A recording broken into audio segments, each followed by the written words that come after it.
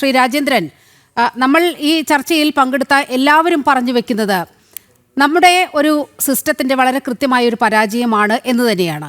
അപ്പോൾ ഇത് പിണറായി സർക്കാരിൻ്റെ മാത്രമല്ല, ഇതിന് മുൻപ് ഭരിച്ച സർക്കാരുകളും സമാനമായ പാതയിലൂടെ മുന്നോട്ട് പോകുകയാണ്.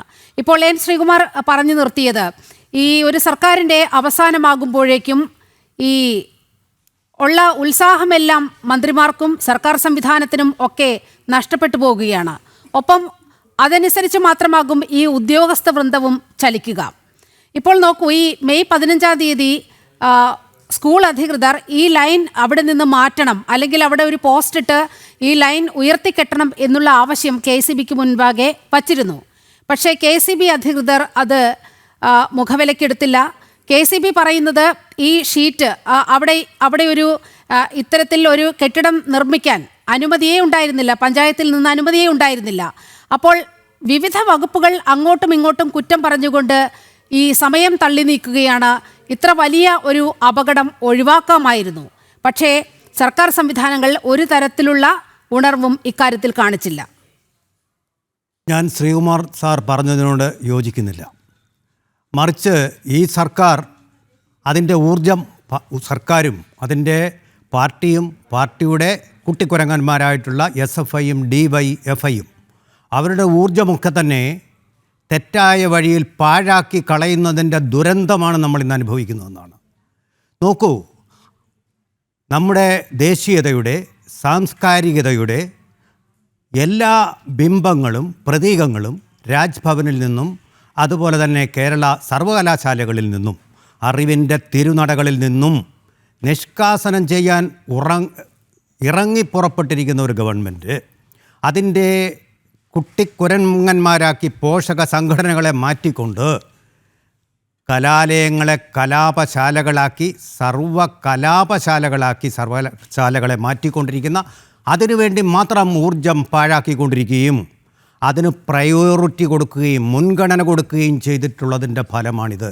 നോക്കൂ, നമ്മുടെ മന്ത്രി ശിവൻകുട്ടി തന്നെയല്ലേ രാജ്ഭവനിൽ പോയി പ്രോട്ടോക്കോൾ ലംഘിച്ചുകൊണ്ട് ഗവർണറെ അവഹേളിച്ചുകൊണ്ട് ഭാരതമാതാവിൻ്റെ ഒരു പടം അവിടെ ഇരിക്കുന്ന ഒരൊറ്റ കാരണം പറഞ്ഞ് ആ പരിപാടി തന്നെ ബഹിഷ്കരിച്ചത്? ആ സമയം കൊണ്ട്, അല്ലെങ്കിൽ 2 മാസം മുമ്പ് ഇവിടെ നമ്മുടെ സ്കൂളുകൾ തുറക്കുമ്പോൾ വലിയ ഉത്സവമായിരുന്നല്ലോ. ബലൂണുകളും അതുപോലെ മധുര പലഹാരങ്ങളും മിഠായികളും കുട്ടികൾക്ക് കയ്യിൽ വെച്ച് കൊടുത്തുകൊണ്ട് എന്തൊരു ആഘോഷമായിരുന്നു കേരളമൊട്ടാകെ നടമാടിയത്. നമ്മൾ കണ്ടതല്ലേ? എന്തൊരു വാചകമടികളായിരുന്നു അന്ന്. കേരളത്തിൻ്റെ വിദ്യാഭ്യാസ മേഖല നമ്പർ 1 സ്കൂളുകൾ വിദേശത്തിലെ വിദ്യാർത്ഥികൾ പോലും വന്ന് പഠിക്കുന്ന തരത്തിലാക്കി എന്നൊക്കെയുള്ള അവകാശവാദങ്ങളും PR വർക്കുകളും.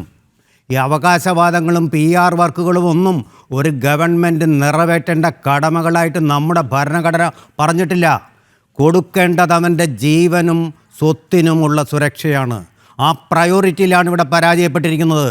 ഈ സ്കൂളെന്ന് പറയുന്ന കൊല്ലത്തെ ഈ സ്കൂള് ഭരിക്കപ്പെടുന്നത് കേരള സർവകലാശാല എങ്ങനെയാണോ CPM നിയന്ത്രിതമായ ഒരു സിൻഡിക്കേറ്റാൽ ഭരിക്കപ്പെടുന്നത്, അതുപോലെ CPMൻ്റെ നേതാക്കളാൽ സഖാക്കളാൽ ഭരിക്കപ്പെടുന്ന മാനേജ്മെൻറ്റോട് കൂടിയ ഒരു സ്കൂളാണ്.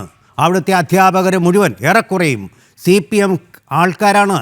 അവിടെ ഊർജ്ജതന്ത്രം പഠിപ്പിക്കുന്ന അധ്യാപകരുണ്ടാവുമല്ലോ. അദ്ദേഹത്തിന് അറിയില്ലേ ഇലക്ട്രിസിറ്റി ലൈനിൽ നിന്നുണ്ടാവുന്ന ഊർജ്ജ പ്രവാഹത്തിൽ ഏത് കുട്ടി എപ്പോഴും മരിക്കാമെന്ന്? എന്നിട്ട് അതിലേക്കൊരു ജനാല തുറന്നു വെച്ച് കൊടുത്തത് എന്തിനാണ്? ഒരു കുട്ടിയുടെ 13 വയസ്സുള്ള ഒരു കുട്ടിയുടെ കയ്യെത്തും ദൂരത്തിൽ ലൈൻ വിട്ടതിൻ്റെ ഉത്തരവാദിത്തം ആരാണ് ഏറ്റെടുക്കുക? ഇവിടെ വിദ്യാഭ്യാസ വകുപ്പും അതുപോലെ തന്നെ നമ്മുടെ വൈദ്യുതി വകുപ്പും അമ്പേ പരാജയപ്പെട്ടിരിക്കുന്നു.